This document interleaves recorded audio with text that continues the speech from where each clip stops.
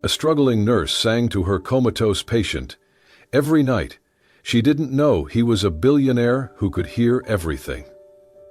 The fluorescent lights hummed faintly above, casting a sterile glow over the dim ICU room. It was nearly midnight. The world outside had long quieted, but in this small space, time seemed to stretch, suspended in quiet reverence. Ella stepped into room 209, her hands gently cradling a small battered Bluetooth speaker and a thin journal tucked beneath her arm. Her pale blue scrubs were wrinkled, and her eyes looked more tired than they had the night before. She exhaled slowly as she closed the door behind her, the latch clicking softly, like the final note in a song only she could hear. Jack lay still in the bed, motionless as always. The rhythmic beeping of the monitor, the only sign he had not left this world entirely. His dark hair, now tinged with streaks of gray, was swept back from his forehead. At 38, he looked much older. When unconscious, life had drained the color from his skin, but not the strength from his presence. There was something in the lines of his face, the curve of his mouth, that spoke of both music and silence. Ella placed the speaker on the small table beside him and sat on the chair by his bed, the same chair she had taken for the past 107 nights. She reached into her pocket and pulled out a tissue, dabbing the corners of her eyes before they could spill again. Today was different. She had received the call during her break. Budget cuts, staff reductions. Her contract would not be renewed.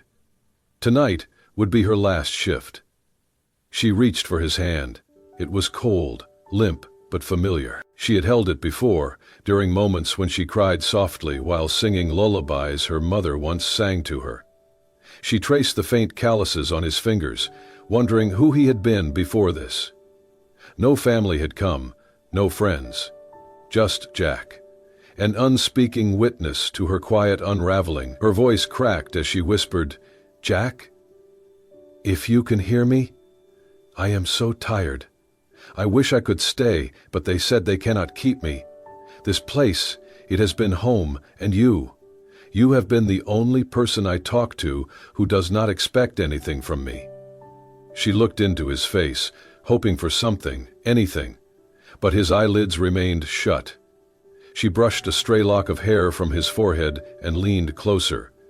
"But I will sing for you one last time, because you deserve that, because I need to." She pressed play on the speaker.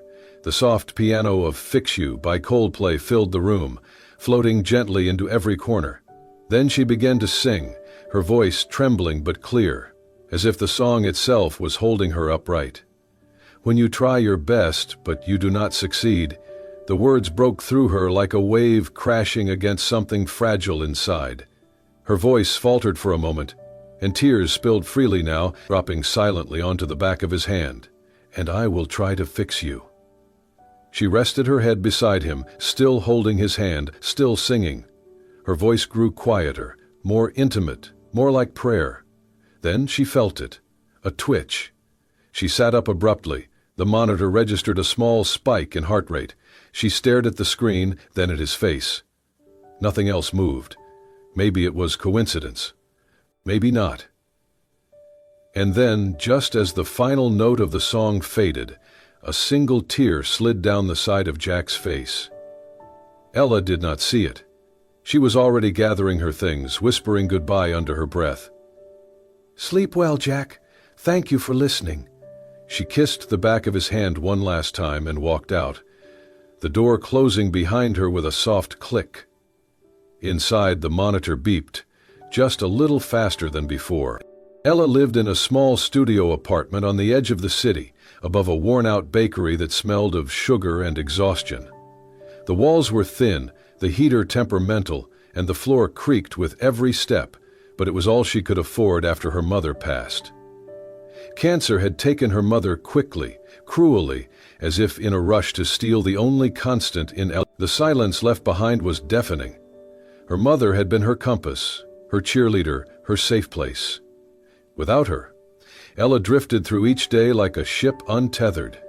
She had once been a student at the city's performing arts college, studying voice with dreams of singing on stage, traveling, wearing dresses that shimmered under the spotlight. Music had been her whole world, but as her mother's condition worsened, Ella dropped everything. Tuition became hospital bills. Vocal lessons turned into late-night shifts. Her dreams were buried, quietly, like the last song on an old cassette tape that no one ever rewound. Now, she worked nights at the hospital. The pay was just enough, the hours long, but she stayed. Something about the quiet, the way time moved slower in the dark, helped her breathe. She could go through her rounds like a ghost, gentle, unnoticed, a shadow of the girl who once stood on stage. But with Jack, it was different. He had arrived in silence, just like her grief. A car accident, no ID at first. When they finally found his name, Jack, they discovered he had no emergency contacts. He was alone, just like her. For 4 months he had not stirred, not spoken. But something in him drew Ella in. Maybe it was the way his brow was slightly furrowed, as if he were still thinking. Maybe it was how his hands, though still, looked like they had once held something precious. She started leaving small notes on the table beside his bed. "Good morning, Jack," or "You had a good night, your vitals were steady." She replaced the flower in the vase by his window every Monday, always choosing something with a little color. Sunflowers, daisies, the occasional rose when she could afford it. She began to spritz a tiny bit of her lavender perfume into the room at night, just enough to mask the sterile scent of antiseptic. "So you do not feel so much like you are in a hospital," she had whispered once. But the music, that was what truly connected them. Each night, she brought in her old, paint-chipped portable speaker. It had once sat in the kitchen of her childhood home, playing jazz and lullabies while her mother cooked. Now it carried Ella's voice into the quiet of Jack's room. She sang, not for applause, not for anyone's recognition, but because something in her heart needed it. Songs her mother loved, songs that made her cry, songs she used to practice in another life. And when she sang to Jack, it felt less like an echo of the past and more like a bridge, something that connected the part of her that had been silenced with a future she did not yet understand. Sometimes she talked to him too, told him about the rude visitor in room 24, or the old man in 315 who kept flirting with the nurses. She told him about the moon that night, or how her shoes hurt, or how she missed her mom. She knew he could not answer, but the rhythm of speaking out loud, the pretend conversation, it kept her sane. And yet deep down, she had the strangest feeling Jack was listening. Once, after a particularly rough day, she sat beside him, hands trembling. Her voice broke as she sang, but she kept going. She closed her eyes, holding the last note just a little longer than usual, and when she opened them, she thought she saw his fingers twitch. She shook her head, blamed the flickering lights. Still, from that night on, she sang as if he were her only audience, because maybe he was. The other nurses teased her gently about her nightly ritual. "The sleeping prince is your favorite, huh?" one would say with a wink. Ella just smiled and nodded. If only they knew. It was not about favorites. It was about survival. She had lost her mother, lost her voice. But singing to Jack every night gave her a reason to believe that something good could still come from broken things. And so she kept singing, even if no one else ever heard. Long before the silence swallowed him whole, Jack had once lived a life full of sound. He had been a pianist, not a celebrity, not a household name, but a gifted player whose melodies filled the velvet-lit lounges and rooftop bars of the city. His fingers had danced effortlessly across ivory keys, coaxing emotion from chords like they were secrets whispered between old friends. He played because it was the only way he knew how to feel. And then she had walked into his life. Her name was Lila, a music teacher with wild curls and a laugh that melted winter. She had loved Bach and burned pancakes every Sunday. They met at a jazz night, fell in love like music, unexpectedly, beautifully, then all at once. For a while, life was measured in soft mornings and shared harmonies. He proposed on stage, slipping a ring onto her finger in the middle of a Gershwin encore. She had said yes, through tears. But just months later, she began forgetting things. Simple words, directions home. Then came the diagnosis, glioblastoma, the cruelest of thieves. The doctors gave her months. Jack gave her everything. He stopped playing, stopped accepting gigs, stopped caring about things like sleep or rent. He became a full-time caregiver, watching her fade day by day, note by note, until she disappeared completely into silence. After Leela died, Jack vanished too. He sold his instruments, disconnected his phone, left his apartment behind. He moved from city to city, working odd jobs, never staying long. He did not want to be found. Music became something painful, a ghost that haunted his fingers when they trembled in the cold. He stopped playing, stopped listening, stopped dreaming. On the night of the accident, he had gone to the cemetery where Lila was buried. It was raining, of course it was. He had brought her favorite lilies, but the wind tore them from his hands before he reached her stone. He stood there anyway, soaked to the skin, eyes closed. For the first time in years, he whispered her name. Then he walked home, or at least tried to. A driver never saw him crossing the street. Jack was struck. When the ambulance arrived, he was unconscious. They had to dig through layers of worn clothes to find anything identifying him at all. He had no family to call, no one to notify. He was alone. But in the hospital bed where his body lay still, something remarkable was happening. At first, he heard nothing but the buzz of fluorescent lights and the distant hum of machines. Time did not move. Then, one night, he heard music. A voice. Soft, uncertain, human. It broke through the numbness like sunlight through closed eyelids. He could not open his eyes, could not move, but he heard her. She sang to him. Every night she returned, sometimes with a shaky lullaby, sometimes with a jazz tune, sometimes with stories about her day. Her name was Ella. He clung to her voice like a man drowning might cling to a rope thrown into the sea. Her singing stirred something in him, stirred the part of him that still remembered what it was to care, to hope, to feel. He wanted to reach for her, to speak, to open his eyes and say, "I hear you, please don't stop," but he could not. His body betrayed him. Still, her voice never did. He began to memorize the way her vowels curled, the softness in the way she said his name. He felt warmth whenever her hand touched his. He could tell when she was smiling, even if he could not see it. And when she cried, he felt like something inside him cracked open. "I do not see the light," he thought once in the deep fog of sleep, "but I hear the angel." He did not know if he would ever wake up, or if this was purgatory, a place where souls floated between remembering and letting go. But as long as she kept singing, he wanted to stay, because in her voice he found the only music he had known since Lila. And this time, it did not hurt. It was a Wednesday afternoon when the hospital administrator called Ella into a small, windowless office. The woman behind the desk wore a smile that felt too rehearsed, too detached for the gravity of the words she delivered. Budget constraints, departmental reorganization, staff, downsizing. Ella nodded, numb, the words barely registering as her ears filled with the rush of her heartbeat. She was being let go. Her last shift would be tonight. She left the office with a folder of exit paperwork and a forced smile, walking through the familiar hallways in a daze. Every patient room she passed seemed to echo with the rhythm of her routine, her small habits, her memories. But when she reached room 209, something inside her crumpled.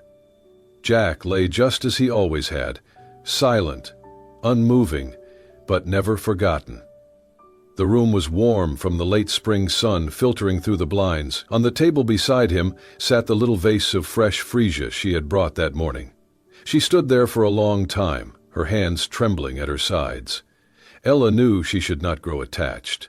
Nurses were trained to maintain boundaries. But Jack had become more than a patient. He was her confidant, her audience, the one steady presence in a life that felt like it had been unraveling since her mother died. And now, even that was being taken from her. She took a deep breath, walked over, and sat beside him one last time. She pulled a small folded note from her pocket and stared at it for a moment before sliding it gently under the edge of his pillow. "Thank you for listening to me," it read. "I don't know if you'll ever wake up, but I want to believe that somewhere inside you knew you weren't alone. I hope, even just a little, you felt loved." Her fingers hovered above his forehead, hesitant. Then, slowly, she leaned in and pressed a kiss there, soft, brief, reverent. It was the first time she had touched him that way, the first and last. She sat back, opened her old speaker, and pressed play. Tonight's song was not from her usual playlist. She chose it carefully. A Case of You by Joni Mitchell, the kind of song that felt like an embrace. She sang softly, almost whispering the words. Her voice wavered but did not break, and when the last note faded, she closed her eyes, committing everything to memory. The faint antiseptic scent in the air, the distant hum of monitors, the warmth of sunlight on the back of her neck. "I hope you'll forgive me for leaving," she whispered. "You deserved more than silence." With one last glance, Ella stood, gently adjusted the blanket over him, and walked out of room 209 without looking back. Seconds after the door clicked shut, the heart monitor beside Jack let out a sudden, clear spike. Beep, then another. Beep. Jack's fingers twitched. His eyelids fluttered almost imperceptibly. Inside his mind, a soundless shiver passed through him, like the echo of her voice had cracked something open. He could still feel the warmth of her lips on his forehead. The ghost of her song lingered in the room, soft and sacred.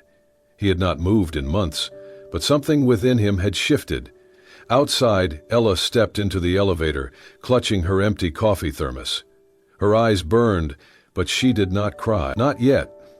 But in room 209, the silence had changed. The connection between them had never needed words, not touch, not even time.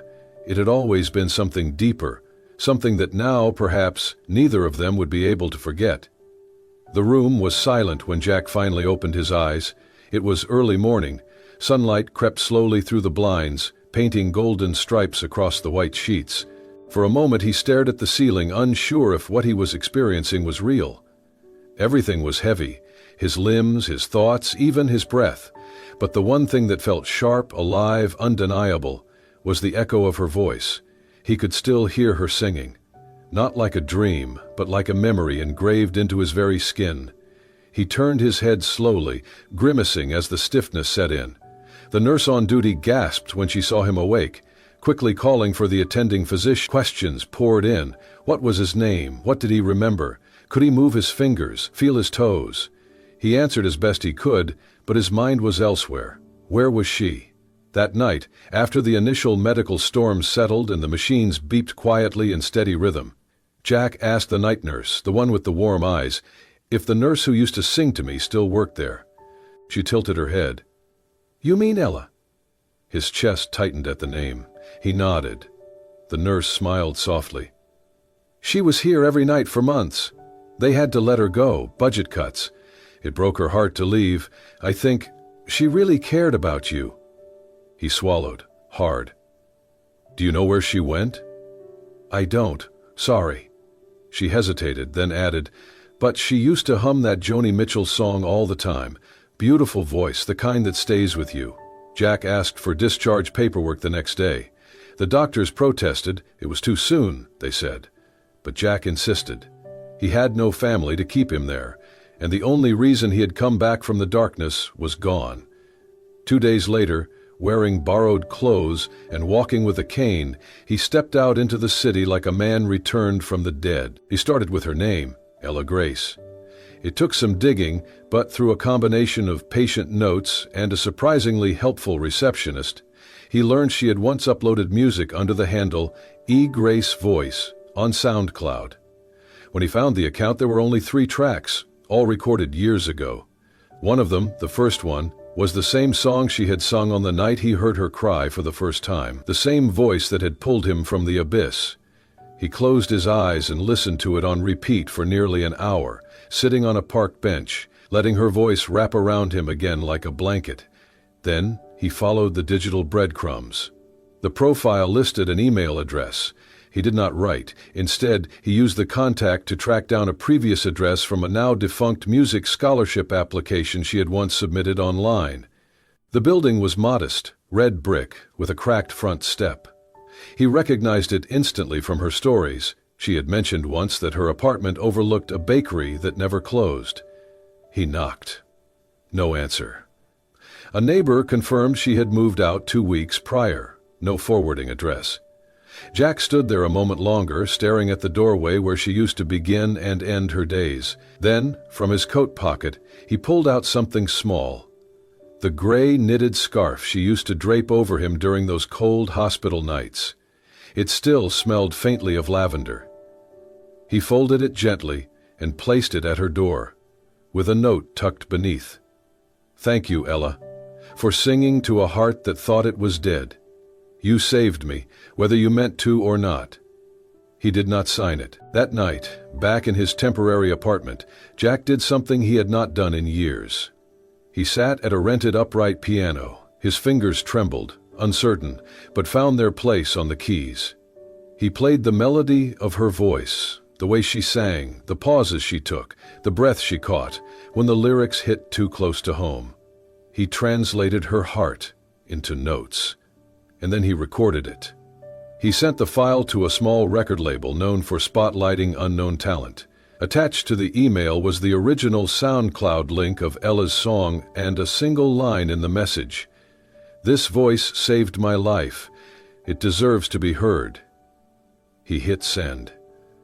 For the first time in years, he felt something like peace.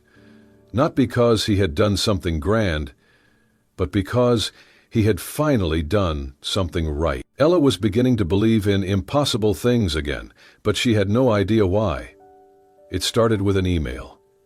At first she thought it was spam, a scholarship offer from a small, private music foundation she had never applied to. Full tuition, voice lessons, studio access. When she double-checked, her name was on everything. The application was complete, beautifully written, polished, submitted weeks earlier, only she had never written it. She sat staring at the screen for nearly 10 minutes before slowly closing the laptop. Her heart was racing. Then came the apartment. Her new place was in a quiet corner of the city, closer to the university, near a park, where jazz musicians sometimes played on Sunday afternoons. She had not told anyone, but someone had signed a lease in her name, paid the first 6 months in advance, and stocked the fridge with the basics: bread, fruit, almond milk, and a small bottle of lavender oil that brought tears to her eyes the moment she saw it. There was no sender, no note. She tried to contact the management office. They just shrugged and said, "Everything's taken care of, you're lucky." But Ella did not feel lucky. She felt watched, no, cared for. As if someone out there had decided she deserved more than survival. A week later, another miracle. An email from a boutique record label invited her to come in for a private audition. They had heard her voice through an anonymous submission. "Raw, beautiful, and deeply human," the message read. They wanted to hear more. She almost deleted it, but something inside whispered not to.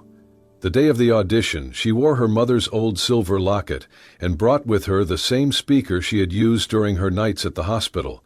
Not because she needed it, but because it felt like a piece of her courage. When the studio engineer asked what song she would be recording first, she hesitated. Her fingers toyed with the locket chain around her neck. Then she quietly said, "Fix You, Coldplay." The sound engineer smiled. "Good choice." As the music began, Ella closed her eyes. She was not in the booth anymore. She was in room 209. The light was dim, the machines were beeping, and Jack was lying still with the same peaceful expression that had haunted her dreams for weeks. She could almost feel the weight of his hand in hers, the warmth of his forehead beneath her lips. Her voice broke on the second verse. She kept singing. By the time she reached the final line, her throat was thick with emotion. She finished the song in a whisper, and when she opened her eyes, There were tears streaming down her face. The producer in the other room was silent. Then, slowly, he pressed the button to speak through the intercom. "That was something else," he said, voice thick. "You've got something rare." She stepped out of the booth, cheeks flushed, but a small part of her heart felt lighter, as if she had let go of something she did not even realize she had been holding. When she got home, there was a single envelope in her mailbox, no return address. Inside, a small card. On it, handwritten in careful, familiar script, "I used to believe the world was quiet and cruel, but then I heard you. You made me believe in miracles again. Please keep singing." No signature, no name. But Ella knew. Her breath caught. She clutched the card to her chest and sat on the steps outside her apartment, heart pounding. Jack. He was out there. He had heard her. Somehow, somewhere, he was still listening, still watching. She looked up at the sky, the sun dipping low behind the buildings, and for the first time in a very long time, she smiled. Not the polite kind she gave to strangers, but the real kind. The kind that came from knowing that you were seen, that you mattered, that maybe, just maybe, love had never really left at all. The evening air buzzed with excitement as guests filled the old concert hall, its walls lined with faded gold trim and velvet seats worn soft from decades of applause. The annual community music night had always been a humble event. Local musicians, small ensembles, singers who still believed in the healing power of song. But tonight there was someone new on the lineup. A girl no one had heard of, with a name that carried no fame, just heart. Ella stood backstage, clutching the microphone with both hands. Her palms were damp, her heart pounding like a drum in her chest. She looked out from the wings, watching the crowd murmur and shift in their seats. No flashing lights, no big announcements. Just a warm, waiting stillness. When her name was called, she stepped onto the stage. The piano behind her played the first few chords of A Case of You, her voice entering soft, almost hesitant, like the hush before a confession. But with every note, she grew stronger, the music rising with her. She sang not for acclaim, not even for approval. She sang for herself, for the nights alone, for her mother, for Jack. By the time she reached the final line, her voice had drawn the audience into complete silence. No coughing, no rustling, just breath held still. She bowed quickly, blinking back tears as she stepped off stage into the dim glow of the side corridor. But before she could return backstage, the event organizer took the microphone and cleared his throat. "Before we continue," he said, "we have someone who would like to say a few words. He's a little special to tonight's performer." Ella paused, confused. From the opposite wing, a man emerged. He walked slowly, carefully, with a slight limp, but his posture was steady, his presence unmistakable. Ella froze. Jack. His hair was shorter now, his face thinner, but his eyes, those familiar, steady eyes, held hers across the stage. He held something in his hand, a wooden frame. He reached the microphone, nodded a quiet thanks to the MC, then turned to face the audience. But he only looked at her. "I am not here to make a speech," he said, voice clear but low, like music in a quiet room. "There is someone on this stage who once sang to me every night, thinking I could not hear her, but I heard every word, every note." The audience murmured softly. Ella brought a hand to her mouth. She did not know she was saving a life. She did not know her voice was the only thread keeping someone tethered to this world. He held up the frame in his hands. "She once left this under my pillow, a note. I had it framed." He turned it to face her. From where she stood, she could read her own handwriting. "I hope, even just a little, you felt loved." Her knees buckled slightly. Jack stepped closer to the edge of the stage. His eyes didn't waver. "If you ever sing for the world, Ella," he said, "please let at least one song be for me." The hall was silent. And then Ella moved. She walked quickly, breath catching, crossing the stage in long strides until she was standing in front of him, her arms wrapped around his shoulders without a word, her face pressed into his neck, and the tears came fast, unfiltered. The audience stood. No one clapped. Yet they simply rose as one, witnessing a moment that needed no embellishment. Then, slowly, someone began to applaud, and another, until the entire room thundered with hands and hearts, and something deeper, recognition, maybe, hope. Jack held her tightly, his voice in her ear. "I came back for you." She pulled away just enough to look at him, smiling through the tears. "I knew you'd hear me," she whispered. "I sang because I believed you did." Their foreheads touched, and the lights dimmed. It was not a fairy tale. It was something better, true. 1 year later, the world looked different. Ella and Jack shared a quiet life in a sunlit apartment above a small bookstore. The windows overlooked a park, and every morning Ella would open them wide to let the sound of birdsong and laughter drift in. Jack had converted the spare room into a modest music studio, where he gave free lessons to children on the autism spectrum, kids who struggled to speak but understood rhythm and melody like a second language. Ella, meanwhile, had found her voice again. Not just the voice that sang on stage, but the one that dreamed without fear. With Jack's encouragement, she recorded her first album. She named it For the One Who Listened. It was not just for Jack. It was for her mother. For anyone who had ever sung into silence and hoped someone was on the other side.